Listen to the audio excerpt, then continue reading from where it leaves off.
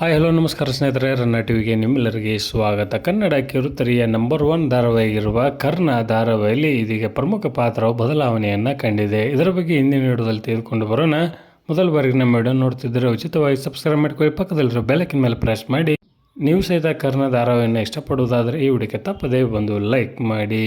ಕನ್ನಡ ಕಿರುತೆರೆಯ ಜನಪ್ರಿಯ ಧಾರಾವಾಹಿಯಾಗಿರುವ ಕರ್ಣ ಧಾರಾವಾಹಿಯಲ್ಲಿ ನಾಯಕರಾಗಿ ಕಿರಣ್ ರಾಜ್ ಅವರು ಕಾಣಿಸಿಕೊಂಡಿದ್ದಾರೆ. ಅದೇ ರೀತಿಯಾಗಿ ಭವ್ಯ ಗೌಡ ಅವರು ಮತ್ತು ನಮ್ರತಾ ಗೌಡ ಅವರು ಈ ಧಾರಾವಾಹಿಯಲ್ಲಿ ನಾಯಕಿಯರಾಗಿ ಕಾಣಿಸಿಕೊಂಡಿದ್ದಾರೆ. ಇನ್ನು ಕರ್ಣ ಧಾರಾವಾಹಿಯಲ್ಲಿ ರಮೇಶ್ ಪಾತ್ರವನ್ನು ನಿರ್ವಹಿಸಿಕೊಂಡು ಹೋಗುತ್ತಿದ್ದ TS ನಾಗಾಭರಣ ಅವರು ತಮ್ಮ ವೈಯಕ್ತಿಕ ಕಾರಣಗಳಿಂದ ಕರ್ಣ ಧಾರಾವಾಹಿಯನ್ನು ತೊರೆದಿದ್ದಾರೆಂದೇ ಹೇಳಬಹುದು. ಅದೇ ರೀತಿಯಾಗಿ ಕನ್ನಡದ ಹಿರಿಯ ನಟರಾಗಿರುವ ಅಭಿಜಿತ್ ರಾವ್ ಅವರು ಇನ್ನು ಮುಂದೆ ರಮೇಶ್ ಪಾತ್ರವನ್ನು ನಿರ್ವಹಿಸಿಕೊಂಡು ಹೋಗಲಿದ್ದಾರೆ.